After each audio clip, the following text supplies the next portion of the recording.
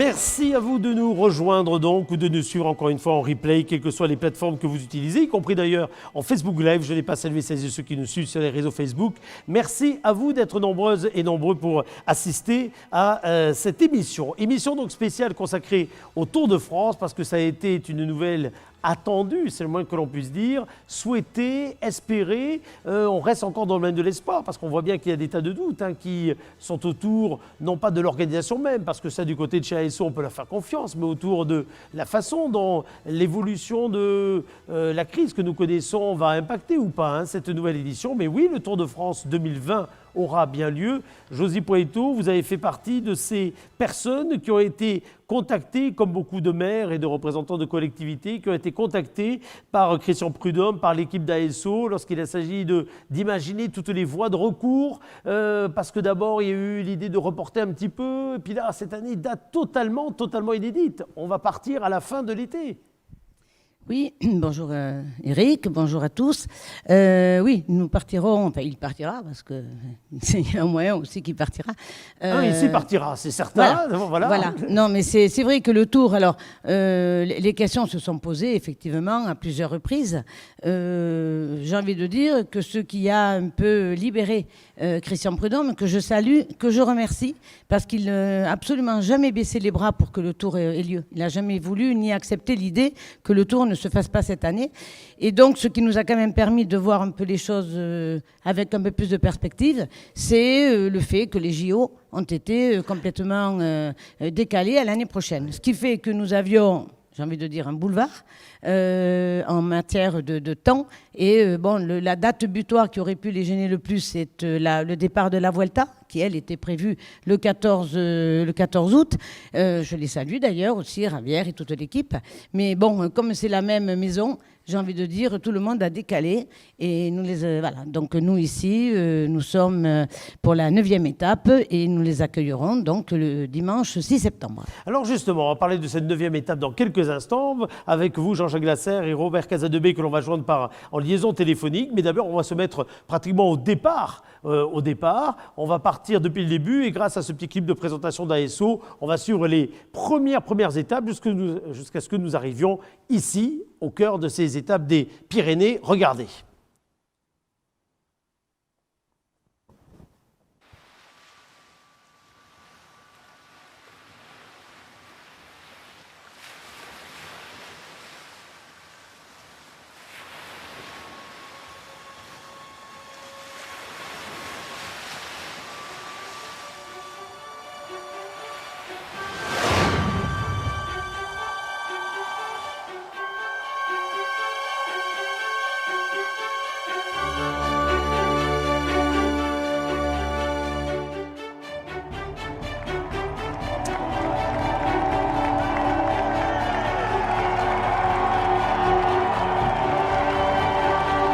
On va parler un tout petit peu au-dessus de ces images. Alors, quelle que soit la forme que prendra le départ, et on ne sait pas encore comment seront d'ailleurs la physionomie des départs, des arrivées même de ce tour, le tracé, c'est exactement le même tracé que celui qui était prévu. Ça veut dire qu'il y a donc une véritable acceptation de l'ensemble des élus pour jouer le jeu et jouer le jeu en termes d'organisation également.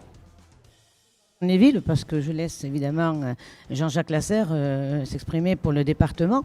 En ce qui concerne les villes, quand Christian Prudhomme a commencé un peu à examiner si nous étions prêts ou pas, enfin nous évidemment à Pau, moi je lui ai dit ton jour sera le nôtre, ta date sera la nôtre, nous on sera toujours prêts pour recevoir le Tour de France. Donc il a reçu de la part de tous les maires, de toutes les villes qui arrivaient et départ bien sûr, un accord tout à fait enthousiaste. Et c'est comme ça qu'aujourd'hui, vous êtes en capacité de pouvoir nous présenter ce parcours sur cette façon aussi. C'est le parcours présenté lors de la présentation du Tour de France à Paris. C'est toujours un grand moment, n'est-ce pas mon cher Jean-Jacques?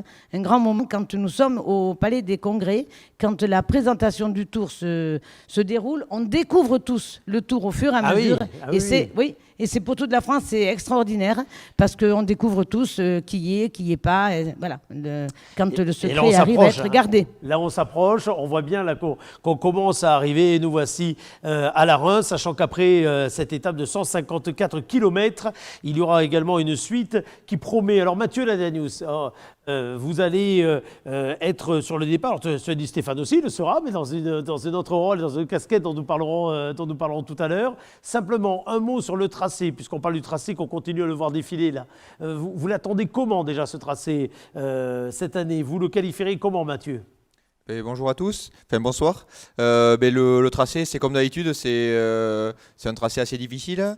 Il y a des étapes de montagne, des étapes plus faciles, mais dès le début cette année, c'est difficile parce que les premières étapes sont assez vallonnées autour de Nice. On sait qu'autour de Nice, c'est pas plat. Donc déjà, dès le départ, il va falloir être prêt, même pour les leaders. Au bout de la deuxième ou troisième étape, il y a des arrivées assez difficiles. Donc il va falloir être prêt d'entrée, surtout pour les leaders. Alors, on reviendra tout à l'heure avec vous, puisque la deuxième partie de l'émission va être consacrée aux bons souvenirs, notamment dans l'année 2019, ce qui explique la toute petite carte avec laquelle est venue Josie Poito, qu'elle transporte. C'est une carte personnelle, je tiens à vous le dire. Donc, vous savez, avant, il y avait les cartes qu'on pliait en je ne sais pas combien dans les boîtes à gants. Maintenant, les GPS ont tout supprimé. Mais regardez, elle a gardé une certaine nostalgie de la carte de France. Donc, là, la carte, mais c'est celle de 2019. Et on verra tout à l'heure qu'il y a des... Elle est griffonnée, mais attention, ça vaut de l'or, là. Vous allez voir Elle avait dans son coffre de voiture, je l'ai vu arriver avec. Oui, elle a bien tout caché. déplié, c'est ça. Donc Elle est surtout unique. Ah oui, elle est unique, on y viendra tout à l'heure. Alors la carte de 2019 avait évidemment bien servi les Pyrénées-Atlantiques et la carte de 2018 avait bien servi les Pyrénées-Atlantiques. Et je pourrais remonter comme ça, cher président Jean-Jacques Lasserre, d'année en année, parce qu'entre les Pyrénées-Atlantiques, le Tour de France, et tout à l'heure je dirais Pau, c'est une formidable histoire d'amour. Le tracé cette année, j'imagine qui vous plaît, d'ores et déjà, président. Oui, bien entendu, il nous plaît, c'est une histoire d'amour. Vous savez, parce qu'aussi notre département est exceptionnel. Mais bien sûr, n'ayons déjà, pas peur n'ayons pas peur de des lire. mots. Mais oui, non, oui. c'est véritablement quelque chose d'intéressant. C'est un mot trop faible, bien entendu. Ça nous passionne pour différentes raisons. Vous savez, la persévérance de Josie, son assiduité, la façon dont elle en parle, ce que les grands élus palois, Labarère, Bayrou, messieurs Labarère et Bayrou, ont fait également, tout l'engouement qu'il y a sur notre départemental, la génération de champions. Oui, j'avais, mais là ici on a un bel exemple de ces générations. 8 tours et 7 tours, c'est ça? 8 tours et 7 tours, c'est pas rien quand même. Il y a tout de même de la persévérance dans le palmarès. Un de nos grands plaisirs, c'est aussi chaque année de partager des moments avec les anciens grands champions de notre département. Et puis les équipes, Christian Prudhomme et les équipes qui l'entourent, tout ceci, ça fait partie des choses, comment dirais-je, qui pimentent la vie, qui donnent du vrai sens aux relations humaines, qui donnent du vrai sens aux challenges et qui donnent du vrai sens à la communication sur laquelle on doit développer concernant notre département. Rajoutons la proximité de l'Espagne. On a vécu quelques beaux moments avec la Vuelta également. Oui. C'est la même maison, Josie, tu as raison de le dire, mais notre département, je pense, est un département intéressant, forcément, mais je reste persuadé que l'engouement manifesté par les personnes que je viens de citer, les grands élus, les champions, les générations de champions, l'affect des élus locaux, je pense que tout ceci doit être présenté d'une façon intéressante aux organisateurs du Tour. Jean-Jacques Lasserre, le Tour, pour un département, c'est aussi un énorme enjeu économique. Alors, dans la période là que l'on va vivre, il va être d'autant plus attendu que tous les métiers qu'il y a autour de la réception, du tourisme en général, du loisir, etc., vont traverser une période extrêmement compliquée. Et là, j'imagine que d'avoir ça en ligne de mire, c'est une sorte de phare, quelque part. Bien entendu, c'est une belle nouvelle. On espère tous que ça se passera, qu'il n'y ait pas d'empêchement majeur. Mais pour notre département, bicéphale, comme vous le savez, avec la partie littorale qui elle, a une attractivité un peu particulière, mais toute la partie montagne-Béarn et une partie du Pays Basque, pour ces régions-là, c'est extrêmement intéressant. Durant les années passées, sans qu'il y ait d'études scientifiques, on a mesuré très facilement l'impact positif du Tour sur les professions qui en auront bien besoin et dont vous avez parlé. Et puis on ne peut pas s'interdire de dire qu'après tout, ce sera peut-être, nous l'espérons, le beau rassemblement populaire de sortie de crise. C'est ce qu'il faut souhaiter tous. Hein. Cette année, ce Tour peut avoir une saveur si tout allait bien. Et on espère que tout ira bien. Imaginons un instant et c'est pour ça il y aura beaucoup de monde et beaucoup d'engouement. Je rajoute une chose également pour notre département, c'est la façon de valoriser les Pyrénées. hein. La destination Pyrénées, sur laquelle nous travaillons beaucoup, avec l'Occitanie d'ailleurs, nous avons un département qui est particulier. Cette destination Pyrénées, elle est superbement portée et valorisée par le Tour de France. Donc il n'y a que des raisons d'être des acteurs avancés et d'espérer. Alors, on a affiché la carte des épreuves de cette année. On est toujours coincé, entre guillemets, entre l'arrivée à Loudonvielle. Donc, vous parliez des Pyrénées, là, on est du côté Haute-Pyrénées, hein, à Loudonvielle. Et puis, ce fameux jour de repos en Charente-Maritime le lendemain. Et cette étape verra donc les coureurs relier Pau à la Reims. Ça a été exactement donc, le même tracé que ce qui avait été dévoilé en automne dernier. Le peloton partira du stade Tissier à Pau. C'est à la sortie de Jurançon, en fait, sera donné le vrai départ réel de la course, après 8 km de quelque part défilé, hein, d'une sorte de mise en jambe ou de parade. Vous nous direz d'ailleurs tout à l'heure, les coureurs, comment vous vivez ces moments-là, qui sont des moments particuliers de communion aussi avec le public, à un moment où on n'est pas encore dans l'excitation de l'arrivée. On va se projeter volontairement à l'arrivée pour retrouver celui qui est à la tête de la commune, qui va encore une fois accueillir le Tour de France. C'est Robert Casadebé qui est en liaison téléphonique avec nous depuis la Reims. Bonsoir Robert Casadebé. Il va nous rejoindre dans quelques instants. Ben c'est une étape longue, 150 km, 24 communes traversées. Dans le temps qu'on arrive à la commune de la Reims, ça prend mine de rien un tout petit peu de temps. Il y a les 3 vallées bernaises qui vont être saluées d'ailleurs par ce passage. Avant d'avoir Robert Casadebé en ligne, Mathieu, d'ores et déjà, l'observation juste de cette étape pour le Béarnais que vous êtes, qui connaissez bien ces routes. Oui, c'est vrai que c'est une belle étape, elle est 100% dans le département, donc c'est rare ça aussi de voir ça. C'est une belle étape de montagne. Alors même si c'est pas une étape très dure, elle est quand même difficile. Le début, on a l'impression que c'est plat, mais c'est mal plat comme on dirait. C'est faussement plat, c'est ça, ouais, quand on est vers Laurent, etc. C'est faussement plat, ouais. Et après, le premier col qui est assez dur, et le Marie-Blanc qui est pas long mais qui est très dur. Et derrière, on plonge sur la Reims. Donc ça va être une belle étape. Ouais. Ça sera la première grosse étape de montagne. Alors je ne sais pas s'il y aura des différences pour les leaders, vu que le Marie-Blanc n'est pas très très dur, enfin pour eux, parce que pour les non-grimpeurs il est dur. Ce que je veux dire, oui, le Marie-Blanc n'est pas très dur, bien, je vais vous le dire, mais bien sûr. Pour des grimpeurs du Tour, il n'est pas très dur, mais c'est vrai que c'est surtout qu'il n'est pas assez long pour faire beaucoup de différences.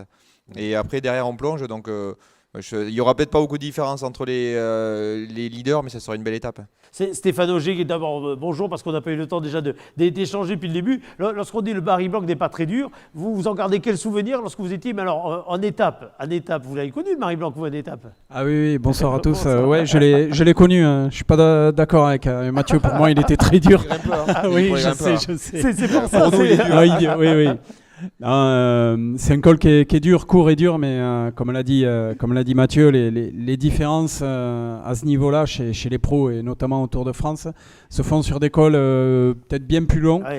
Par contre, ce qui risque d'arriver, c'est sûrement pour se jouer la victoire d'étape, des attaques dans Marie-Blanc pour aller chercher la victoire d'étape et des baroudeurs grimpeurs. Je pense que Mathieu sera d'accord avec moi.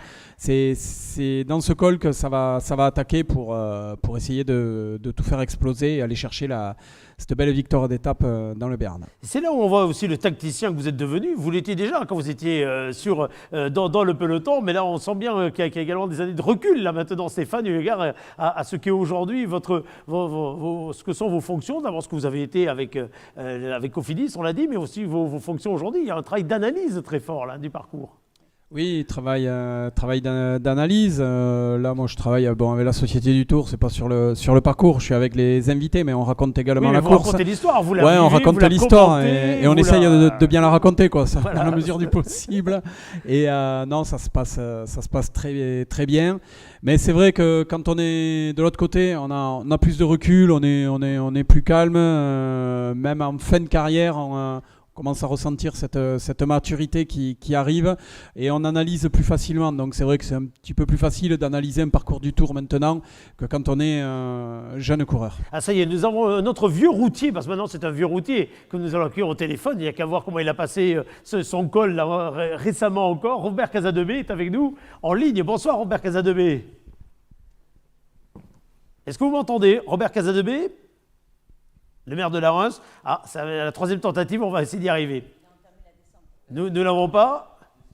Si? Alors on va essayer de... Je vous entends très bien. Ah, ben vous nous entendez très bien. Bonsoir Robert, merci d'être avec nous. Bonsoir à tout le monde. Bonsoir Jean-Jacques, Josie, Mathieu, Stéphane et vous-même. Alors, très heureux de vous avoir et j'imagine, vous, encore plus heureux, ça ne se quantifie pas de la même façon, de pouvoir accueillir cette fameuse étape et d'être une nouvelle fois une ville arrivée. Mais écoutez, je vais être dans une réponse aussi enthousiaste que celle qui a été faite par Josie, Jean-Jacques et nos coureurs pro. Quand Christian a téléphoné en me disant « Robert, le 6 septembre, ça te va bien ?» Bien évidemment que j'ai répondu de manière très positive, comme l'a souligné Josie.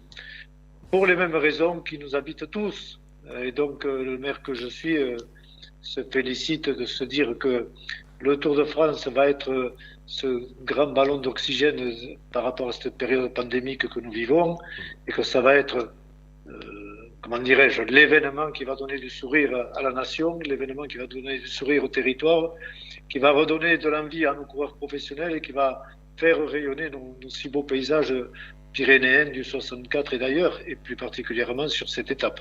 Alors, c'est étrange, vous allez me dire, mais je commence par l'arrivée au regard des calendriers des uns et des autres. L'arrivée chez vous, elle sera jugée en fait à l'entrée de la commune. Il y a 2 ans, c'était au stade Paparamborde. Ceux qui étaient se souviennent de ce moment précis. Changement là de physionomie.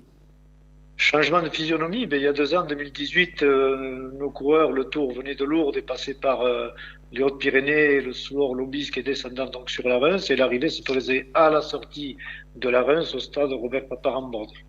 Cette année, en 2020, c'est l'inverse. On part de Pau en venant sur le Piémont-Lauronnais, sur la Soule, les vallées d'Aspe, du Barretous, d'Aspe, Marie-Blanque et on remonte sur la Reims.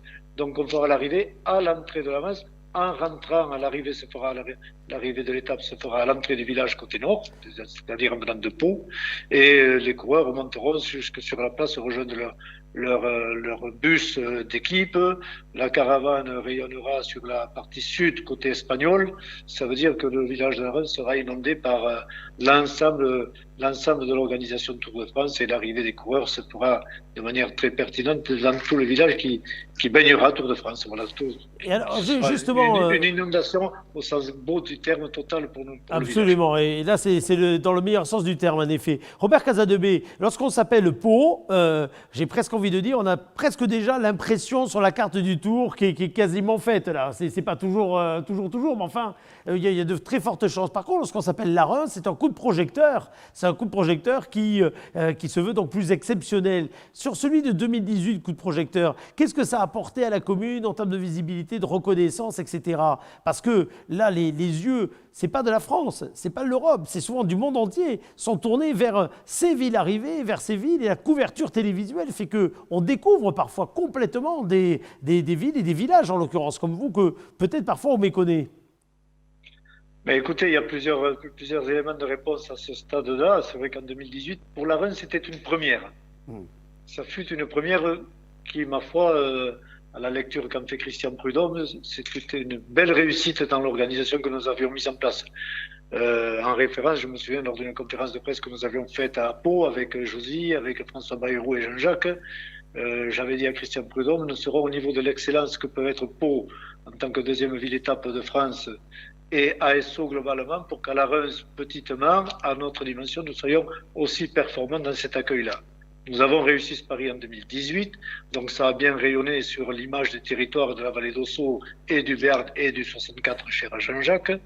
Et en même temps, ça nous a permis de valoriser nos territoires et de se faire connaître. Quand on est à Paris à la présentation du Tour, quand on voit ces étapes et ces territoires qui sont magnifiquement représentés et que 190 pays retransmettent ça, c'est un rayonnement, un impact, une image qui rayonne pour l'ensemble. Dire les retombées directes immédiates, c'est de la bêtise de chiffrer ça. Je ne vais pas dire que dans le budget de la Reims, ça rapporte tant, c'est pas l'idée. C'est pas l'idée, non, c'est sur l'engouement que ça, voilà, c'est ça. Et par exemple, sur nos restaurants et nos bistrots, avant que le Tour ne soit annulé, puis annulé pour juillet, puis décalé à septembre, je voyais des bistrotiers ou des restaurateurs de la Reims qui me disaient, tiens, c'était pendant la campagne municipale, qui me disaient, à l'embarcadère où les bus vont stationner devant, mais ils avaient 2 groupes, par exemple, de 12 personnes et de 8 personnes, de Hollandais et de Belges qui venaient pendant 8 jours faire des étapes de montagne et passer une semaine autour de l'étape du Tour de France. Vous voyez un petit peu ce que ça peut donné. Sur notre bistrot, sur les eaux chaudes, il y avait des Américains et des Australiens qui étaient venus se balader. Tout ça grâce au Tour de France. Vous voyez, c'est des conséquences indirectes, mais ô combien précieuses. Merci en tout cas d'avoir été avec nous, Robert Casadebé, pour évoquer cela. Et alors, juste, vous savez ce que je vais faire? Je vais demander à Josie Poito de vous faire un petit portrait, non pas portrait, mais de nous dire comment elle trouve la Reims comme arrivée. Et après, tout à l'heure, vous allez faire le même exercice. Vous allez dire comment est-ce que vous voyez ce qu'est une arrivée à Pau, ou en tout cas ce qu'est un moment passé à Pau. Là, ce ne sera pas une arrivée cette année, mais ça sera un départ. Alors, voyons, Josie va parler de la Reims. Josie Poito parle de la Reims. Voyons. Alors, bon, la Reims, en dehors du maire, bien sûr, que j'affectionne particulièrement, et tu le Pas sais, les personnes physiques. mon pas cher, les personnes voilà. physiques. Après, la Reims, moi, quand je pratiquais un peu le ski, ça n'a pas duré longtemps, mais après, je faisais autre chose, disons. Hein. La Reims était forcément la ville où on avait du plaisir à s'arrêter, du plaisir à consommer. Il y a quand même aussi du très bon fromage, hein. Je crois on peut te le dire, Robert. Mais après, moi, surtout, Ça sent le message subliminal de l'art de rien. Mais enfin, bon, ouais, allez-y. non, mais c'est vrai. Enfin, bon, là, c'est quelque chose. Bon, on est hyper bien accueillis à la Reims. Ça, c'est évident. Et donc, on a envie d'y revenir. C'est ce qui s'est passé pour le Tour.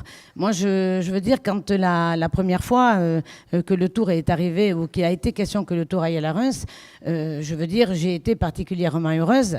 Et notamment quand, en plus, le Tour, il part de Pau pour arriver jusqu'à la Reims. Je veux dire, ça relie davantage nos villes. Nous avons déjà un peu en commun quand même Paparamborde, parce que quelque part, mon cher Robert, c'est un lien. Ce sont des contacts, c'est de l'affection, c'est de l'amour et la passion d'un sport. Et il a été très présent sur le Tour. Donc je trouve que c'est aussi, à travers ses arrivées sur le Tour, à la Reims, c'est aussi un beau clin d'œil, un bel hommage à Robert, à Paparamborde. Et donc je dis, quelque part, c'est une belle réussite. Et une fois de plus, je remercie le Tour d'avoir su faire ce lien Faire ce trait d'union. humain. Voilà, c'est ça. Et alors, même exercice, Robert Casadebé, vous avez quelques instants, comme Josie, c'est quelques instants pour parler de l'arrivée ou d'un départ à Pau, de ce que ça représente pour vous. Écoutez, ce que représente Pau pour moi, je l'ai dit tout à l'heure et je le redis à Josie, comme le disait Jean-Jacques, François Bayrou, André Labarrère, les prédécesseurs, Pau est incontournable. Pau est la capitale du Béarn, Pau est la capitale de nos Pyrénées sur le 64. C'est un lieu incontournable et Pau est une ville sportive par excellence. Donc, c'est un carrefour incontournable. Et puis, j'ai envie de dire, moi, une dimension qui m'est très chère, c'est la dimension, c'est toujours une histoire d'hommes au sens large, hommes et femmes. On a cité Robert Paparamborde.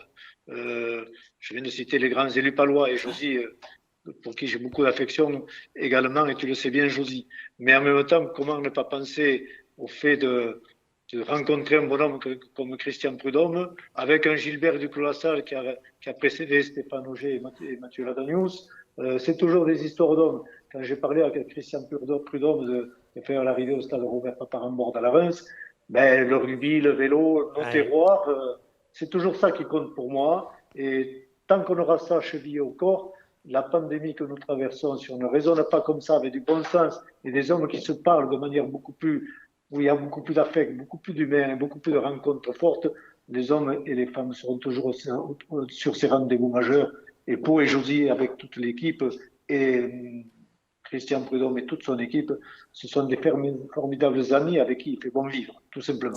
Merci beaucoup Robert Casadebé d'avoir été en liaison avec nous pour évoquer cette arrivée donc à la Reims. À très bientôt. Bonsoir à vous. Bonsoir. Merci à vous tous et bonne continuation. Merci à tous. Merci, à bientôt. Merci beaucoup. Mathieu Ladanius, mais le regard de votre voisin va être également important sur la question que j'ai posée. Sportivement, évidemment, on peut se poser des questions. Et d'ailleurs, on le voit depuis l'annonce et le dynamisme qui est autour de l'annonce, l'effet que ça a eu. Il y a aussi des questions qui ont vu le jour dans les équipes. La vôtre n'a pas été exempte de ces questions-là. Quel regard vous portez sur la préparation que vous allez avoir pour aborder le Tour? Et est-ce que, à votre avis, vous, perso, mais également les autres du peloton, vous allez être assez en forme? Est-ce que vous allez avoir assez de temps pour une préparation idéale pour ce Tour 2020? Mais c'est vrai qu'on s'est posé pas mal de questions. Alors même si on a des entraîneurs à la maison pour s'entraîner. Oui, on l'a vu. Voilà, alors d'ailleurs, ces vidéos de home trainer, mon cher Mathieu, ces vidéos de home trainer sont extraordinaires. Ouais, bon, j'ai mes enfants qui m'aident, qui m'encouragent. Mais bon, sur quoi? Sur les moyens techniques en termes d'effets spéciaux ou non, sur l'effort? Ouais, sur l'effort, et ils m'aident aussi à faire des effets spéciaux aussi. Non, et c'est vrai qu'on s'est posé des questions. Pour préparer un événement comme le Tour de France, il faut faire des heures de vélo, des heures et des heures. Et sur un entraîneur à la maison, on ne peut pas faire des heures parce qu'on perd trop d'eau et de sels minéraux, on transpire trop. Après, maintenant, on a une date voilà, qui est sortie, qui est assez loin. On sait que normalement, à partir du 11 mai, je dis bien normalement parce qu'il y a le tout et son contraire qui a été dit, on devrait pouvoir aller s'entraîner sur la route. Donc je pense qu'on aura au moins 3 mois de préparation, donc je pense que ça devrait suffire. Après, voilà, si on a le droit de sortir, c'est que la pandémie ira mieux, c'est que tout ira mieux, donc ça sera bien pour tout le monde. Stéphane, vous avez été coureur, vous avez été directeur sportif chez Cofidis pendant 5 années. Là, si vous étiez aujourd'hui directeur sportif, d'ailleurs en poste, si vous avez annoncé là cette date et ce délai, vous auriez dit quoi pour vos hommes? Sans langue de bois, sans langue de bois. Non, je serais content, mais en tant que directeur sportif, déjà avant, j'aurais rongé mon frein. Enfin, j'aurais été pas content, mais bon, c'est la santé avant tout. Donc ça, oui, bien sûr. Il n'y a pas le choix, il faut le respecter. Mais là où c'est un peu plus dur, là je me place en tant que directeur sportif, à la limite, c'est que dans d'autres pays, notamment la Belgique, ils peuvent faire du vélo. Les Colombiens également. Déjà, les Colombiens, ils sont assez forts, donc en plus, ils peuvent rouler, ils perdent pas de temps. Et c'est ça que je me dirais, mince, bon, on doit tout respecter, bien évidemment, ça je ne remets pas du tout en cause. Mais en tant que directeur sportif, je me dirais, mince, mes gars, moi, ils ne peuvent pas bouger, ils font de l'homme-traîneur. Et les autres, sont en train de toujours faire des heures de selle et des 3-4 heures de vélo. Après, le tour, il est reporté, il n'y a pas péril dans la demeure, on va dire. Il y a 3 mois, tu l'as dit, Mathieu. Ça doit être suffisant pour bien préparer un tour, mais quand on est sportif de haut niveau, je peux vous dire, il doit y avoir des moments où ça cogite un petit peu. On doit se dire, mince, 1 heure ou 2 d'homme-traîneur, ça a toujours ses limites, c'est bien. On en parlait avec Mathieu avant. Je lui dis, t'as du mérite, parce que moi j'aurais pas aimé le faire à cette époque. Enfin, maintenant, faire du rouleau tout le temps, bon, ils n'ont pas le choix. J'ose espérer, et j'espère pour eux, c'est des professionnels, c'est que ça reparte ou qu'ils puissent au moins aller rouler sur la route, s'entraîner.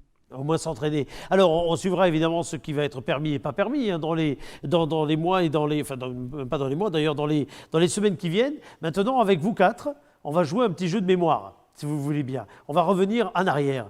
On va lâcher le Tour 2020 quelques instants pour juste revenir, mais pas très loin, sur déjà celui de 2019.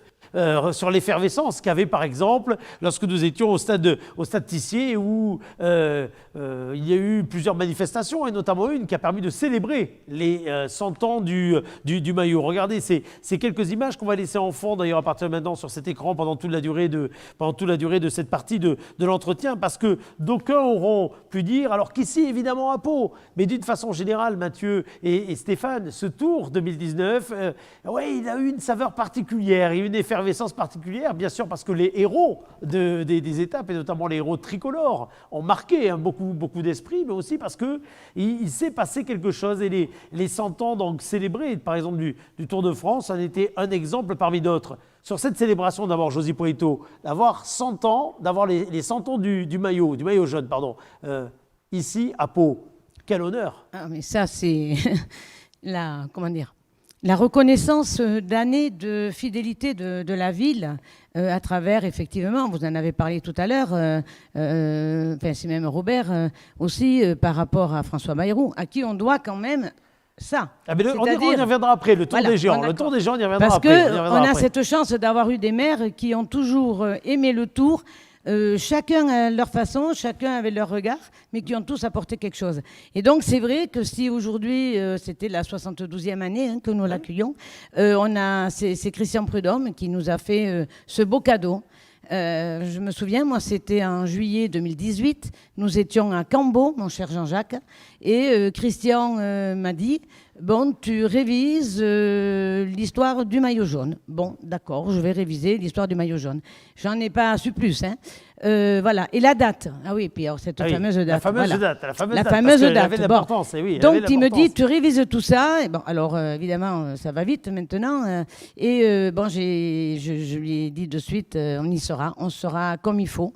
On sera à la hauteur de ce que tu attends de nous pour fêter et célébrer ces 100 ans du maillot jaune. Donc, c'est pour nous la belle reconnaissance, voilà, du Tour. Et alors, juste derrière, puisqu'on parle donc de maillot jaune, c'est maintenant qu'on va trahir le secret de la carte. Je ne m'approche pas plus parce que vous avez bien compris qu'on est tous, d'ailleurs, dans ces studios à des distances qui ne sont pas d'habitude des distances que l'on a. Il faut être très, très, très clair, évidemment. Mais la carte avec laquelle vous êtes venus, toute petite, elle est surtout multidédicacée. Et ceux qui l'ont dédicacée, c'est qui? Ce sont tous les maillots jaunes. Ça, c'est fabuleux. Et alors, il y a quand même... il y a évidemment celle d'Eddy Merckx, ça c'est quand même cadeau, hein, parce qu'Eddy Merckx, sa peau, voilà. Celle bien sûr de Bernard Hinault. Ouais. Et puis alors on a eu cette chance, et je remercie encore là aussi Charles, et d'abord le conseil départemental, Jean-Jacques, parce que c'est avec vous que j'ai découvert la Vuelta Formule ASO, j'ai envie de dire. Je la connaissais avant, sous autre forme, et c'est vrai que ça a tissé des liens. Ce qui fait que nous avons été mis en contact avec eux, ils nous ont de suite dit oui pour venir sur Pau faire donc l'étape l'année dernière, et ce qui nous a permis d'avoir évidemment Miguel Indurain et tous les voilà. Et puis j'ai envie de dire les t-shirts de Kiko et les Garcia. t-shirts qui vont avec. Oui. Voilà, parce que c'est pour moi c'est vrai qu'il y a aussi beaucoup d'affection vis-à-vis d'eux. Et donc voilà, c'est cette carte, elle est unique. Ouais. Je remercie Agnès Gouja qui avait avec Fabienne Dallacera, qui sont mes deux amis du Tour, qui se sont employés à ce que cette carte arrive à bon port à Pau, parce qu'elle est arrivée comme ça quand même. Et avec effectivement toutes les signatures, voilà. Donc et là, regardez voilà. Ces images qu'on peut peut-être même diffuser en grand écran quelques instants, mais regardez cette présentation. Là, on était à 13h. On était à 13h. Alors, l'après-midi, il y a eu une autre célébration avec le président de la République qui est venu également. Ça, c'était en fin d'après-midi. Mais là, à l'heure pile, vous savez, la rigueur du Tour là, et de ASO, là, c'était à l'heure pile. Le soir, c'était à une heure un peu plus relâchée. On va dire ça comme ça, pour être. Voilà, on va dire ça comme ça. Mais là, c'était à une heure pile. Et on voit cette présentation ici au Stade Tissier. Alors, il n'y avait pas beaucoup de privilégiés. Par contre, tout le monde a pu suivre ça, évidemment, sur les images de télévision. Et ça me permet d'ailleurs de saluer un autre Béarnais. Oui, Michel Gélisée. Exactement, Michel qui est au micro. J'allais le faire. Qui est au micro parce que dans la catégorie des Béarnais liés au Tour de France, on peut rajouter Michel qui assure maintenant les commentaires, notamment du départ, du départ, et qui travaille pour ASO. Je le salue affectueusement parce qu'il regarde souvent en plus cette émission, donc je le salue avec beaucoup d'affection, notre ami Michel. Voilà cette présentation. Alors on va voir maintenant défiler en arrière des grands noms, des images qui ont été projetées ce jour-là, d'ailleurs sur l'écran géant que nous avions mis en place à Tissier, des grands noms de coureurs. Et Jean-Jacques Lasserre, parmi tous ceux qui ont eu le maillot jaune, vous avez une affection particulière pour qui? Pour lequel de ces héros? Parce que là aussi, on peut parler de héros. Alors ça n'a rien à voir avec les héros de la santé, du social, du médical dont on parle aujourd'hui, de ceux qui continuent l'activité. C'est d'autres formes de héros. C'est plus des héros dans le sens des légendes, dans le sens des héros sportifs, c'est-à-dire ceux qui nous font rêver. Il y a ceux pour qui on doit le respect, puis il y a ceux qui nous font rêver, et les héros sportifs font partie de cela. Vous, lesquels, dans la grande histoire du Tour, vous ont le plus marqué, Jean-Jacques Lasserre? Bon, écoutez, tous sont des hommes exceptionnels. Moi, c'est pas très original ce que je vais vous dire. J'ai beaucoup aimé Bernard Hinault, parce que volontaire, râleur comme c'est pas permis. Moi, je l'ai vu faire le coup de poing pour déblayer la route dans des endroits du département où, mon Dieu, il n'était pas accueilli avec des ovations. Il n'avait pas besoin de garde du corps, lui. Il a une énergie. J'aime beaucoup cet homme, sa région d'origine, bien entendu, son métier. J'aime beaucoup Thévenet également, parce que pour moi, Thévenet, après avoir bien sûr adoré Eddy Merckx, c'est quand même le coureur qui avait forgé sa victoire dans des conditions qu'on n'oublie pas. La télé inondait tout le monde déjà à l'époque. Il fallait quand même le faire, et j'avais trouvé à l'époque et je trouve toujours que sa performance était assez exceptionnelle. Alors c'est des gens que l'on recroise toujours, et bien sûr ce sont des idoles. Après, j'ai beaucoup aimé Stéphane Roger. Je me souviendrai toujours de la montée en haut Oui, on en a parlé tout à l'heure. À Port-de-la-Raux. Port-de-la-Raux. On Ah avait oui, alors, une étape magique dans ce département. Il faisait très beau, des paysages des inimaginables. chaleurs, c'est vrai que Et j'avais eu la chance d'être dans une voiture suiveuse et de suivre Bernard Roger. Je le voyais vainqueur du Tour dans cette étape-là. Et tu avais réussi à faire une échappée exceptionnelle. Échappé toute la journée. Tous les ingrédients y étaient. Ouais. Voilà. Bon. Et puis il y a ce qu'est la course, hein, dans toute sa splendeur, dans tous ses aléas également. Stéphane, vous, l'année dernière, vous l'avez vécu ce tour avec un regard, donc encore une fois, de commentateur, hein, enfin d'accompagnateur des équipes d'ASO. Comment vous l'avez trouvé, s'il fallait le qualifier? Après, évidemment, Mathieu se dit, ça va tomber sur moi pour la suite, il a bien raison. Mais d'abord, vous. L'an dernier, c'était le feuilleton, je trouvais. Ah J'en oui, parlais c'est avec clair. mes invités. On attendait à chaque fois, tout le monde regardait la télé pour savoir quand Alaphilippe allait craquer et est-ce qu'il allait craquer. Il y avait un suspense, quoi. C'était une série. L'an dernier, c'était une série télé, quoi, le Tour. C'était vraiment ça. Alors que c'est vrai qu'il y a eu quelques années, et d'ailleurs vous aviez été en fonction dans ces quelques années-là, Ouais. hein, sur d'autres responsabilités, mais où on se disait ouais c'est joué, ouais c'est Exactement. voilà. Il y avait, on sentait pas cette même en effet ce côté feuilleton, quoi. Ce Tout côté, à fait, tout à fait. Vous l'avez très bien dit. Il y a des années, on voyait que c'était un peu stéréotypé, non, mais que la messe était dite assez tôt. Ouais.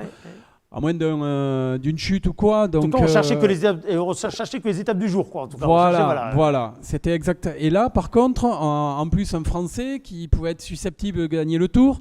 Nous, en étant dedans et ancien coureur, on se disait non, il va pas y arriver, quoi. Franchement, moi, je disais non, il va craquer. Et puis tiens, les jours passés, ben non, il craque pas. Notre bon petit Julien, là, ça tient le coup. Pinot qui gagne une magnifique étape également, qui a tenu son rang pendant très longtemps. On avait vraiment un Tour haletant et je crois que on le voit aux audiences télé ou quoi, ça a vraiment fonctionné. C'était un feuilleton, quoi. Donc moi, je retiendrai ça, voilà. Et à la fin, ça s'est bien terminé, pas trop pour les Français, mais bon, on est quand même là, mais bon, voilà, c'était sympa à voir, quoi. Alors Mathieu, vous, personnellement, vous l'avez vécu comment ce tour particulièrement relevé et après on va parler en effet de votre leader, de Thibaut Pinot, mais vous, personnellement, vous l'avez vécu comment? Mais c'est vrai que moi, personnellement, j'ai vécu un tour extraordinaire avec des hauts et des bas parce que j'étais donc dans l'équipe Thibaut Pinot. On était clairement parti sur le tour pour faire un minimum podium. Voilà, et de jour en jour et surtout après les Pyrénées, on s'est rendu compte qu'il était capable de gagner le Tour de France.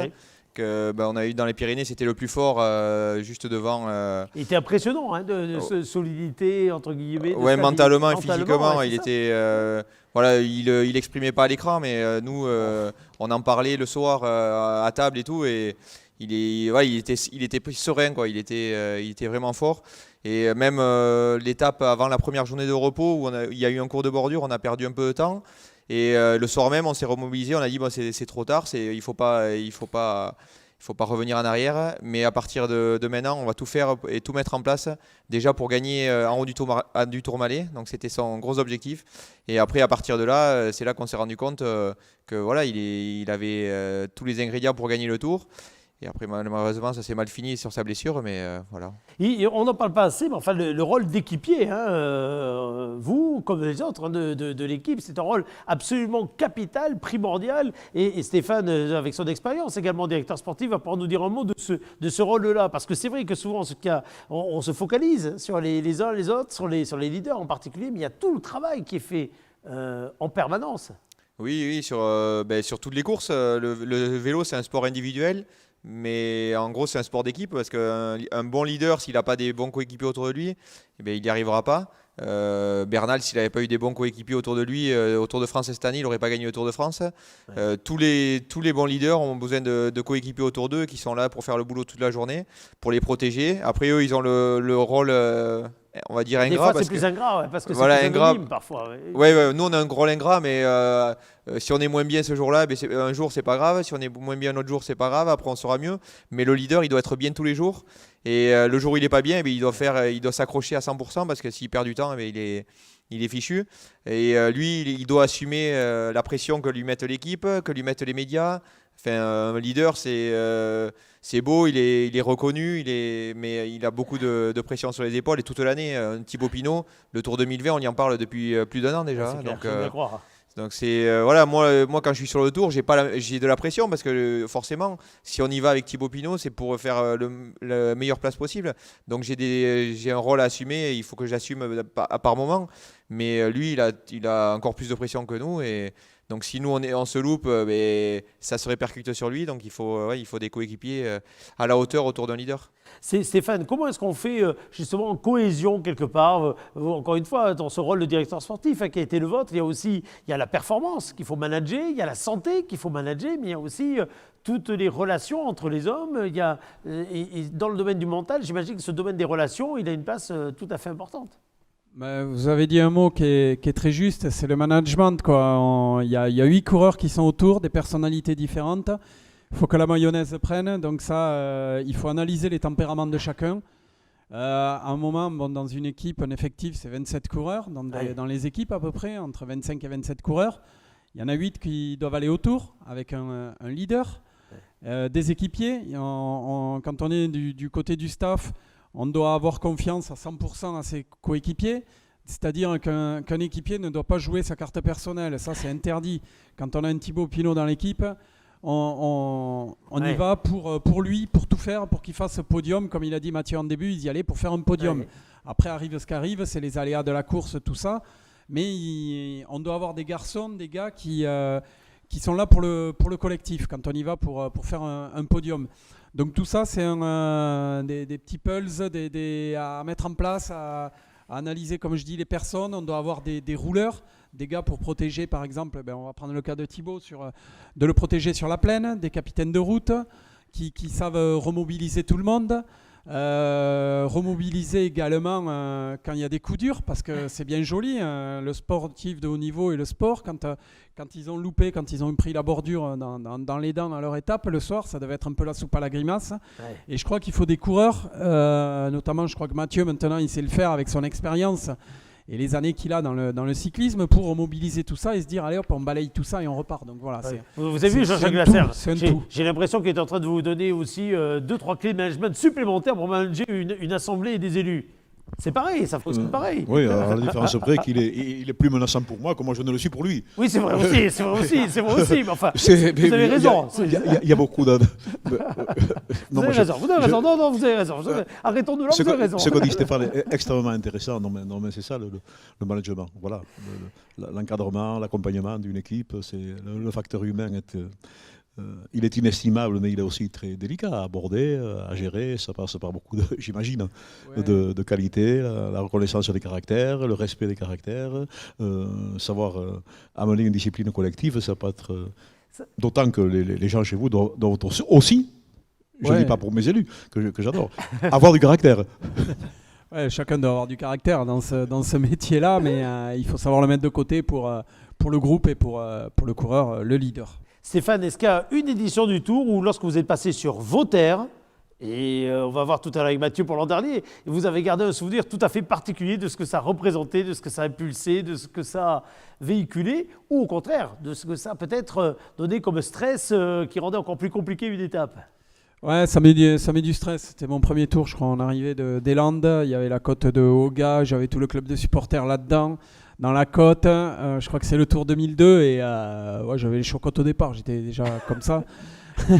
Mais c'est des bons moments. Mais par contre, après, pour répondre à la question, on s'aperçoit vraiment de la grandiosité du Tour une fois qu'on n'y est plus, une fois qu'on est passé de l'autre côté. Après, quand on voit tout ça, la fourmilière que c'est, la caravane, parce que quand on est coureur, Mathieu, la caravane, il la voit, mais pas bien, il s'en aperçoit à peine, quoi, parce qu'il est à fond dans son job, il est conditionné à ça, et lui, il voit le monde au bord de la route, le coureur, mais il ne se rend pas compte. Du Barnum énorme que ça représente. On va en parler après du Barnum, pour les villes, on va en parler après, mais c'est génial, mais ça fait partie de la magie du Tour, vous confirmez le Barnum, il y a le peloton, mais il y a aussi tout ce qu'il y a avant, tout ce qu'il y a après, tout ce qu'il y a autour. Ah mais complètement, et c'est là où je me suis aperçu qu'il y a beaucoup de monde qui va voir le Tour, pour la caravane, pour le petit barbecue en famille au bord de la route. Le Tour, c'est le mois de juillet, c'est le début des vacances. Donc, c'est vrai. Septembre maintenant, c'est la rentrée. Aïe, aïe, aïe. Je ne demande pas si le fameux bonbon Haribo est plus applaudi que Mathieu Lagnew sur le parcours du Tour. Ce que je sais, c'est que sur l'étape l'année dernière à Pau, s'il y en avait bien qui soulevait du bruit, c'était pas le bonbon Haribo, c'était vous. Oui, c'est vrai que j'ai eu quand même beaucoup de chance parce que déjà un chrono à Pau, c'est très rare. Ouais. Un chrono chez toi, c'est exceptionnel. Alors, je suis pas un spécialiste du contre-la-montre.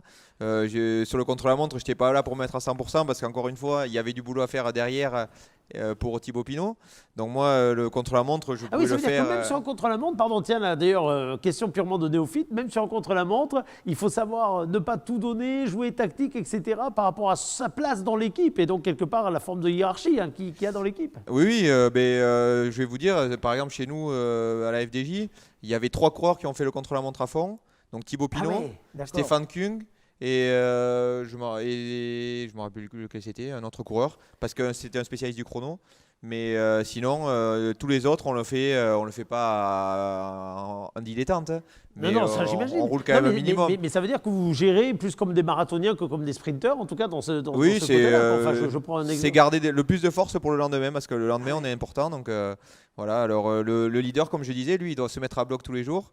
Et nous, sur un contre-la-montre, on a de la chance. C'est même pas qu'on doit, on le fait vraiment le plus tranquillement possible. Attention en rentrant dans les délais, parce que c'est... Oui, parce que mine de rien, tranquillement, tout est si le lendemain, relatif. si le lendemain on n'est pas au départ et on ne sert plus à rien pour notre leader. Donc voilà, donc moi j'ai eu de la chance. Je n'avais pas les chocottes au départ. Parce que voilà, je savais ce qui m'attendait, parce que j'avais été faire un tour de reconnaissance, alors que d'habitude je ne m'échauffe pas pour un contre-la-montre. Là j'avais été faire un tour pour aller voir mes supporters, pour pouvoir m'arrêter, et je savais ce qui m'attendait. Donc c'était exceptionnel, c'était merveilleux. Et je le garderai, cette image, même si chaque fois on passe autour de la maison sur le tour et qu'il y a tout le temps mon fan club qui est là. Oui, le fan club suit. Hein, sur le contre-la-montre, tu es tout seul, voilà, je suis rentré, la voiture elle a eu du mal à passer derrière moi parce ils m'ouvraient juste la route. C'est des images qui resteront gravées à vie. Alors d'ailleurs, Josy Poito et Jean-Jacques Gassard, mais Josy, là, pour le côté ville, ces images-là, justement, de cette foule qui s'amasse autour du public, etc. D'abord, au préalable, c'est une logistique énorme. Déjà en temps normal, après on va parler de cette année, mais en temps normal, c'est déjà une logistique énorme qui mobilise à la fois les services de la ville, des prestataires, etc. Il y a un savoir-faire chez ASO, il y a un travail d'horlogerie là, sur ces préparations, sur la façon de configurer les villes, de les redonner quelque part après la circulation ou autre. Donc réellement, ça se prépare combien de temps à l'avance un tour? Je parle de la partie logistique, je ne parle pas de la partie administrative, etc., mais la logistique. La logistique, elle est dès qu'on sait qu'on a le tour, on commence à y réfléchir. Permettez-moi juste d'associer quand même à cette émission. J'ai envie de dire, je ne sais pas si c'est un tandem ou je ne sais pas qu'est-ce qu'il faut dire, Jean-Michel Laborde. Oui, qui doit nous regarder.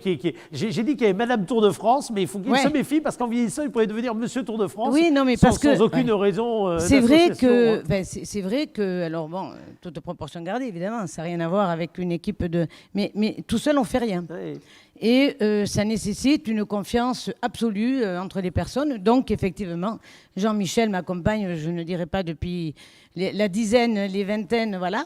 Et donc, c'est vrai que c'est avec lui que je monte autour et que nous commençons et que nous préparons donc tout le dispositif.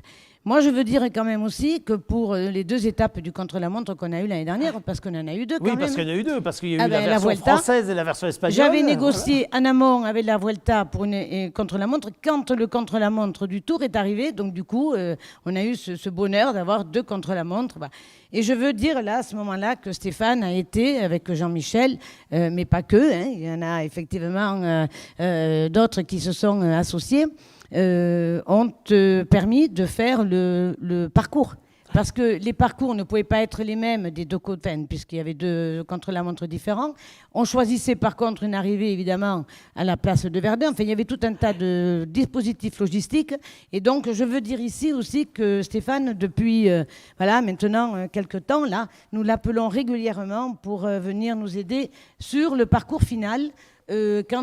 Parce que c'est important, effectivement. Et là, c'était pour le trajet contre la montre. Donc, je le remercie une fois de plus, parce que, toujours oui, comme pour venir, voilà. Alors, il y a la logistique d'arrivée, de départ, et puis il y a les routes. Alors, vous voyez arriver, Jean-Jacques Gassard, il y a les routes, avec toutes les questions qu'il peut y avoir, y compris lorsqu'il y a des années durant lesquelles la météo, les catastrophes en général, n'épargnent pas un territoire, humainement, dans sa sensibilité, dans son économie, dans sa vie, et les routes. qui servent pour le Tour. Ça a été une formidable mobilisation la dernière fois pour arriver à faire que le Tour puisse se jouer convenablement. Il faut parler de ce travail de minutie parce que pour qu'il puisse rouler dans de très bonnes conditions aussi de sécurité, il y a un travail incroyable. Kilomètre après kilomètre, mètre après mètre, j'ai envie de dire là. Bien sûr, un travail que nous essayons de faire. Non, mais c'est beaucoup de travail, beaucoup d'engagement de nos équipes, et puis les impondérables. Vous savez que Robert Casadebé nous a coûté très cher lorsqu'il a organisé l'éboulement de l'Obélisque il y a 2 ans. Et voilà. Oui, je disais l'année dernière, il y a 2 ans, pardon. Il y a 2 ans déjà. Il y a 2 ans, c'est à ça que vous faisiez allusion. Ça s'était passé peu de temps avant le départ. Oui. Je vous avoue que techniquement, nos équipes c'est sympa de lui avoir mis à son actif, à son passif. Voilà. Et lorsqu'on questionnait Christian Prudhomme, il disait imperturbablement, il n'y a pas de scénario bis. Tu te rappelles, Josie ? Ce qui nous mettait dans l'obligation de trouver une solution technique en 3 semaines, une route en suspens sur l'éboulement que vous connaissiez. Ça avait été fait et ça avait été gratifiant pour nos équipes d'abord, qui ont fait preuve d'un beau savoir-faire. Quelques entreprises qui n'étaient pas du département, mais qui sont très spécialisées dans les travaux en montagne. Tout ça est très particulier. Mais nous essayons bien sûr de faire notre travail. C'est normal, c'est naturel. Le jeu en vaut la chandelle. J'en profite pour dire une simple chose, parce que je veux l'évoquer quand même, c'est le travail de l'ADT. Oui, alors tout à fait. Pardonnez-moi, si vous aviez... Non, justement, allez-y, c'est le moment d'en parler, parce que à la fois le Tour vient dans le Béarn, mais le Béarn vient au cœur du Tour de France depuis maintenant plus de 3 ans avec l'ADT. Depuis 3 ans maintenant, c'est une belle performance de l'ADT de Jacques Pédonta. La caravane du Tour, et tout à fait. En première année, on se disait que le comédien qui joue le rôle d'Henri IV ressemblait à Henri IV. Depuis 2 ans maintenant, tout le monde dit qu'Henri IV lui ressemble. C'est vrai, c'est pas faux. Une inversion des jugements qui est extraordinaire, mais quand même, notre département est privilégié. Il le mérite bien entendu, mais tout de même, être dans la caravane 3 années consécutives et dans avec une présence soutenue, ça vaut le coup d'être indiqué. Je voulais féliciter l'ADT pour son engagement. Absolument, et en espérant d'ailleurs que de cette année, Henri IV soit libre en termes de date, etc., que le comédien, que notre ami Bernard soit libre pour incarner Henri IV d'ailleurs. Avec les changements de date, je me faisais cette remarque l'autre jour. Oui, parce que là, on va voir comment, je pense que Christian est en train de regarder aussi, comment ça va fonctionner par rapport au Tour. Et dont la caravane risque fort d'être aussi un peu allégée, compte tenu d'abord de l'aspect économique du pays et des sponsors, ça d'une part, de la date. Parce que la date peut en perturber quelques-uns. La caravane fonctionne beaucoup aussi avec des jeunes, des étudiants qui sont effectivement... Les enfants qui sont tout autour. Les enfants, voilà. Donc, les enfants sur le bord. Donc, il peut y avoir une modification, mais bon, ça, je ne suis pas inquiète pour ça. Permettez-moi juste de dire quand même que je veux aussi saluer Christian Prudhomme et toute son équipe. C'est pour le cadeau qu'il nous a fait aussi l'année dernière, qui est venu se rajouter à tout le dispositif, sur l'étape Baille-le-Tour, qui est la fameuse étape unique quand même pour les filles. Et ça a été une magnifique course. Et je tiens ici à saluer leur performance à elles, parce qu'elles ne le font pas toujours non plus avec du public. Voilà. Mais là, il y avait le Tour qui était en support, et j'ai vraiment apprécié, ainsi que ma collègue, évidemment, Marie-Laure Mestelan, que ce soit sur le parcours du contre-la-montre que se fasse cette course des filles de Baille-le-Tour. Alors, on va parler de ce qui va se passer cette année, en 2020, parce qu'on a bien compris que le Tour des Géants, qu'on a commencé à entrevoir tout à l'heure, allait une nouvelle fois être au cœur d'un dispositif particulier à Pau. Pour ceux qui ne connaîtraient pas ce qu'est le Tour des Géants, voici un petit résumé en 1 minute 15 de cet endroit tout à fait particulier, unique, absolument unique en France. Regardez.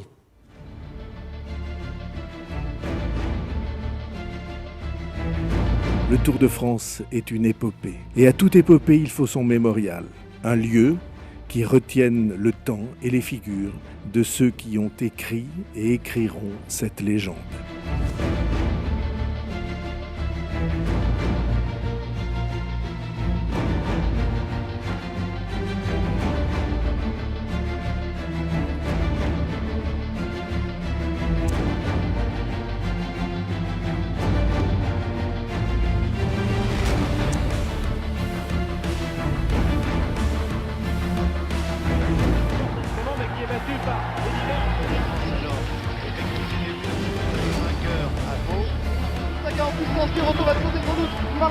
Tout à coup, tout est clair.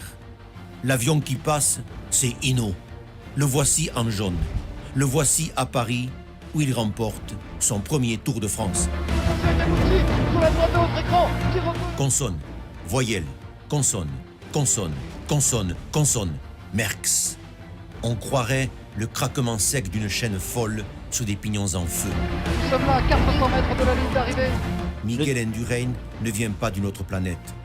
Il monte de la Terre, file vers l'arrivée comme les hêtres de la forêt d'Irati vers l'azur.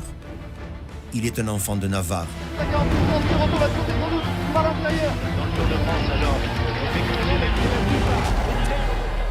Le Tour des Géants avec la voix de Christian Laborde et les textes d'ailleurs de Christian Laborde pour accompagner la narration de ces véritables tranches d'épopée qu'il y a. Alors, Jody Poitou, c'est Stèle qui ont vu le jour en 2015. D'ailleurs, ça c'était les images de la cérémonie qu'à l'époque nous avions réalisées pour le compte de la ville de Pau avec nos équipes. C'est Stèle 2015. Le but c'était que chaque année, il y en ait une nouvelle et que chaque année, il y ait une inauguration, etc. etc. Froome 2017, Thomas 2018, Bernal évidemment 2019. Ces stèles, elles n'ont pas été encore officiellement inaugurées. Alors, elles n'ont pas été encore inaugurées, non. D'abord parce que pour Chris Froome, il est venu la voir. Il est venu la voir. Il est venu en reconnaissance quand il avait fait la reconnaissance justement du contre-la-montre. Bon, malheureusement, il n'a pas pu la faire. Donc, on n'a pas pu effectivement faire l'inauguration de sa stèle. Garens Thomas non plus, parce que la configuration, parce que on veut le faire avec eux quand soit oui, parce que le principe c'est avant. Que le principe Voilà. Vous voulez le faire avec eux, donc c'est évidemment voilà. Donc c'est avec eux. Voilà. Et puis et après donc Bernal. Et permettez-moi quand même là sur ces trois champions. D'évoquer Nicolas Portal. Absolument, notamment parce que je crois que cette année vous prévoyez de lui rendre hommage, je crois. Cette année. Je pense que le fait qu'il y ait un départ qui soit que vers 13h, que ça soit qu'un départ entre guillemets, je veux dire, doit nous donner la possibilité d'amener les coureurs, ces trois vainqueurs. Alors, on ne sait pas si évidemment Chris Froome sera là, mais au moins d'amener ces trois vainqueurs pour l'inauguration de leur stèle. Et évidemment que là, nous ferons un hommage à Nicolas. Avec sa famille. En tout cas, le oui. Tour, c'est toujours un moment festif, un moment populaire. Il y a toujours de l'émotion. Il y a toujours de l'émotion aussi. Voilà. Et ça dépasse très largement, on le voit bien, en effet, le niveau sportif. Vous le disiez avec d'ailleurs beaucoup d'humilité tout à l'heure, Stéphane, parce qu'il y a le Barnum général qui dépasse aussi la performance individuelle des coureurs. Cette fête, cette liesse populaire, évidemment, on souhaite qu'elle ait cette année toute sa saveur. Tout ce qu'on lui connaît, c'est un des enjeux forts de Colin Nathan de la sortie de l'été. Et on était justement avec Nicolas en train de travailler sur cette inauguration des trois, parce que, bon, évidemment, on ne pouvait pas savoir qu'il ne serait plus là, et il est juste parti juste avant la période de confinement, ce qui a fait que nous avons pu tous nous rendre à ses obsèques, et au premier rang desquels, d'ailleurs, évidemment, Christian Prudhomme. Donc, voilà, c'est vrai que c'est toujours une fête, et c'est toujours l'occasion. On ne pourra pas non plus ne pas évoquer Raymond Poulidor, parce que voilà, il est parti aussi entre-temps. Et voilà, je veux dire, il y a quand même des personnes que nous affectionnons énormément, qui ont énormément apporté au Tour et qui nous ont quittés. Je trouve que voilà, c'est aussi ça, c'est la joie, c'est un peu les larmes, et puis c'est surtout un grand bonheur. Stéphane, et pareil, encore évidemment pour Mathieu, vous avez l'impression de concourir chacun à votre place, avec donc des années d'écart, quelque part, dans l'exercice, de concourir à écrire un livre quelque part un petit peu magique, une forme de conte qui chaque année également a de nouvelles pages, a de nouveaux rebondissements, mais avec des héros, des géants, pour reprendre un petit peu l'expression du tour des géants. Stéphane, quand vous y étiez, et alors quand vous y étiez comme coureur, mais quand vous y étiez également comme directeur sportif, encore une fois, et maintenant comme quelque part narrateur, passeur de relais et d'émotions au sein d'ASO. Oui, c'est... quand on part au Tour, on sait qu'il va y avoir une histoire, qu'il va se passer quelque chose. Il y a toujours quelque chose autour. Et chaque jour est différent. C'est ça qui fait la beauté de ce sport et du Tour. Après, bon, voilà, heureusement qu'il y a les villes pour accepter tout ça, mais c'est toujours cette grosse machine qui se déplace. Et quand j'étais coureur, on savait qu'il allait avoir une histoire sportive, qu'il allait nous arriver quelque chose, en bien, en moins bien, ou une performance ou contre-performance, toujours. Et en suiveur, c'est la même. Quand on est suiveur, maintenant au tour, on attend justement, soit la performance, soit la contre-performance, de raconter cette histoire et de la décrire à nos invités du mieux possible, avec moins de pression, parce que maintenant on est dans la voiture, donc on est peinard, quoi. Et alors, vous avez parlé des suiveurs, etc. Les baroudeurs, dont on a beaucoup parlé à un moment donné, aujourd'hui, c'est une espèce quoi, en voie de disparition ou sur le tour ou... Ouais, je pense que c'est un peu en voie de disparition. Il y en a toujours, mais il y a de moins en moins de baroudeurs, quoi. Le vélo a évolué entre Mathieu, il a connu cette évolution parce qu'on a couru ensemble. Et il va en parler, je pense, après, à sa façon et par rapport à ce qu'il a vécu. Mais moi, quand j'ai arrêté, ça évolue encore. Et tout évolue. Et ce qui évolue, justement, on parlait des directeurs sportifs, notamment Nicolas Portal, qui en a une pensée qui était à la pointe du combat pour gagner le Tour de France. Ouais. Et si on veut gagner le Tour, on ne peut pas dire à des coureurs, tiens, échappe-toi, va faire une échappée, ce qu'on dit un peu publicitaire, ce que je faisais moi quand je courais. Ouais. Maintenant, ça dépend des objectifs de chaque team. Mais quand on a un team pour gagner, Mathieu l'a bien dit tout à l'heure, lui, son contre-la-montre, on lui a quasiment imposé, il aurait peut-être eu envie de le faire à fond. Mais on lui a dit, non, Mathieu, le chrono, tu le fais à 70% de tes capacités, parce qu'on a encore besoin de toi de même pour aider justement Pinot. Donc voilà, tout est calculé, et de plus en plus, il n'y a plus rien qui est laissé au hasard. Donc le baroudeur, ouais, on voit de Mathieu, à vous d'ailleurs, Mathieu, vous êtes engagé dans une équipe où je pourrais vous faire une question du style, est-ce qu'il vaut mieux jouer l'assurance ou tout jouer sur un coup de poker ? Non, il faut jouer l'assurance. D'accord, ok. Non, comme il disait Stéphane, c'est vrai que moi j'ai de la chance, j'ai vu la vraie évolution, parce que Stéphane il s'est arrêté un peu avant la grande évolution. Il en a connu le début, mais moi les premiers Tours de France que j'ai fait, on s'est retrouvés plusieurs fois échappés ensemble avec Stéphane. Une fois on a même failli aller au bout, à Compiègne, c'était mon premier. On avait le droit de prendre l'échappée tous les jours si on voulait pour faire de la publicité pour l'équipe. Maintenant, moi, d'année en année, plus ça allait, plus on avait des bons leaders. Et maintenant qu'on a un leader comme Thibaut Pinot, je parle de mon équipe, mais toutes les équipes sont un peu structurées pareil. Toutes les équipes ont un bon leader. Toutes les équipes espèrent faire quelque chose à l'arrivée et mettre leur leader le mieux placé au général. Moi, maintenant, les seuls endroits où j'ai le droit de prendre l'échappée, c'est par exemple cette année, quand je suis chez moi, mais quand il y a des cols, ça me permet de passer un ou deux cols devant. Ah oui, c'est quand vous dites ça, quand j'ai le droit, c'est-à-dire que vraiment, il faut avoir le feu vert. Après, c'est pas le feu vert, mais je sais pourquoi je suis sur le Tour de France. Vous savez pourquoi, vous, le feu vert personnel en tout cas. Oui, après, moi quand je prends une échappée, c'est parce que j'ai le droit, parce que dans l'équipe, je sais que je peux servir à quelque chose ce jour-là. C'est pour me permettre, comme je ne suis pas grimpeur, de passer un ou deux cols et derrière d'attendre Thibaut. Voilà, cette année par exemple, quand on est parti de Tarbes, moi j'étais dans l'échappée, donc il y en a qui croyaient que j'étais dans l'échappée parce que je passais devant chez moi. J'étais content d'être devant, mais mon but c'était de passer le Soulor et d'attendre Thibaut en haut du Soulor. Je me serais arrêté si j'étais passé devant lui pour l'attendre et pour rouler toute la vallée jusqu'au pied du Tourmalet. Bon, malheureusement, je me suis fait rattraper 5 bornes du sommet, j'ai pas pu accrocher, ça roulait trop vite derrière. Mais voilà, c'était le but de l'échappée. À l'époque, le but de l'échappée c'était de faire plus de pubs. Donc maintenant, alors, qu'est-ce que l'année dernière, on a beaucoup entendu en effet ce côté suspense qui a rythmé tout le tour, ce qui fait que ça fait taire un petit peu ce qu'on entendait il y a 2, 3, 4 ans en disant mais faut-il pas enlever les oreillettes, les assistances, etc., redonner l'esprit d'antan, c'est possible ça ou c'est comme parfois on a des vieux rêves en disant c'est mieux avant, mais en réalité l'évolution fait que c'est autre chose, c'est pas mieux ou moins bien, c'est autre chose. Oui, c'est différent. Les oreillettes, on dit on enlève les oreillettes, mais les coureurs, on sait ce qu'on a à faire. Hein. On n'a pas forcément besoin tout le temps de la voiture derrière nous pour savoir quelle décision prendre. C'est comme il disait Stéphane avant, il y a des capitaines de route dans l'équipe.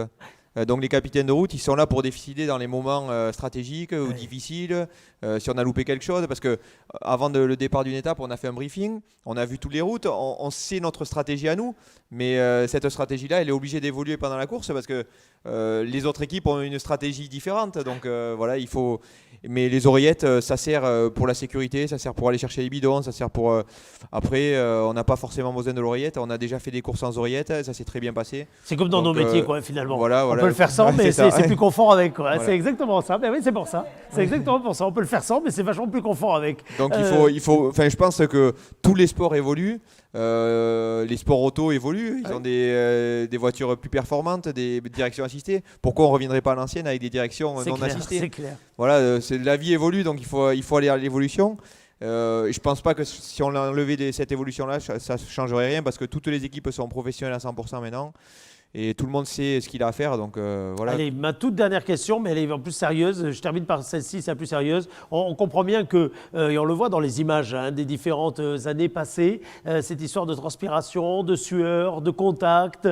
Et vous imaginez que ces images-là, jusqu'à présent, d'accolades, de gestes tactiles, etc., dans le monde dans lequel on se prépare à rentrer, au moins pendant les mois qui viennent, au moins pendant les semaines, au moins pendant les mois qui viennent. Espérons que ce ne soit pas d'ailleurs à jamais comme ça, mais ça vous, en tant que coureur, Mathieu, ça vous apporte un stress supplémentaire, parce qu'on va parler de la préparation tout à l'heure, mais cette dernière question de comment ça pouvait se passer au cœur même de la course, on ne l'a pas abordé avec une course qui, mine de rien, sera une course dans le monde qui aura connu le Covid-19 et qui connaîtra le Covid-19.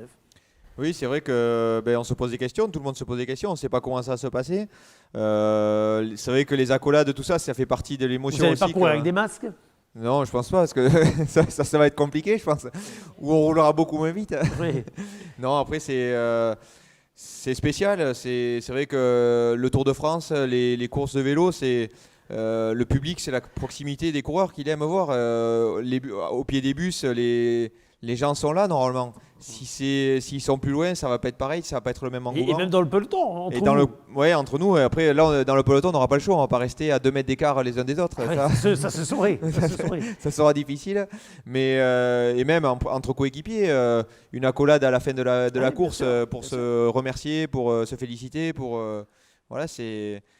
Je sais pas comment ça va se passer. Franchement, il va falloir voir les semaines à venir et les mois à venir comment ça va se passer pour voir qu'est-ce qu'on va pouvoir faire ou pas, en espérant que d'ici là il y ait un vaccin, qu'on soit plus tranquille. Mais bon, ça va être compliqué. C'est une sacrée course contre la montre. Ça, là, c'est un autre type de course contre la montre. En tout cas, merci à tous les deux d'avoir été avec nous. Alors, sous la houlette de Josy Poeto, parce que je dois dire que nous sommes aidés par des personnes qui font en télétravail l'organisation des émissions, parce que sinon on n'y arriverait pas. Là, c'est bien parce qu'il y a eu un jour de repos pour la collaboratrice qui est en charge de la programmation, parce que Josy s'est chargée de la programmation de l'ensemble de cette réunion, avec des castings rares. Monsieur le Président, puisque je vous tiens, est-ce que demain vous acceptez, on n'a pas du tout parlé de l'actualité évidemment du département aujourd'hui dans cette émission, parce qu'on se voulait volontairement souriant, volontairement positif, tourner vers l'avenir, etc.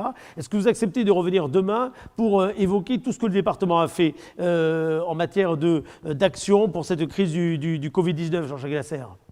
Très, très volontiers, on va changer de genre, mais ce serait avec plaisir, bien entendu. Ça va être intéressant de voir la réponse évidemment du département à tous les enjeux. On va parler tests, on va parler masques, on va parler de ce qui a été fait, pas fait encore dans les EHPAD, des actions à venir, de solidarité. Vous nous expliquez ce qu'on aura à faire, il est enfin, on doit organiser la rentrée. Il est probable aussi que les étapes ne se dérouleront pas de la même façon. Y aura-t-il les mêmes rassemblements permis pour les arrivées? On ne sait pas trop, vous savez, ça change tous les jours. D'ailleurs, je le dirai si vous m'invitez à en parler. Est-ce que les arrivées auront le même visage? Est-ce que les grands regroupements auront les mêmes allures, les mêmes villages? Certes, il n'y aura pas de Tour de France en chambre, il n'y aura pas de Tour de France. Mais bon, il y aura probablement des questions à régler. On essaiera de les régler, mais très volontiers, j'accepte votre invitation. Alors à demain, on se donne rendez-vous 17h. Josy, le mot de la fin. Bien. Que c'est un peu plus compliqué peut-être si on doit avoir une certaine réserve, distanciation, pour les arrivées. Pour les départs, c'est un peu plus contenu, j'ai envie de dire, oui, parce qu'il y a déjà cette organisation. Déjà, on ne peut pas vrai, rentrer si on n'a pas. Bon. Donc je pense que, mettons pour cette année, on arrivera mieux peut-être à gérer notre départ depuis le Tour des Géants et que ça va être plus compliqué peut-être pour Robert sur son arrivée à la Reims, où là, effectivement, parce que là, il y a du monde et tout le long du parcours, quoi. Et puis, il y a la santé des coureurs eux-mêmes, des équipes, des teams, de tous ceux qui travaillent, parce qu'il y a aussi des centaines d'emplois sur le Tour de France, autour du Tour de France. Des milliers même. Oui, des milliers d'emplois, absolument, vous avez raison de le dire. Mais au cœur même de la SO, et puis avec tous ceux qui sont tout autour, les prestataires, etc., c'est une énorme mécanique que maintenant, Stéphane, par exemple, connaît parfaitement de l'intérieur. Merci beaucoup Stéphane d'avoir été là. Merci Mathieu. Merci Josy. Merci Jean-Jacques Lasserre.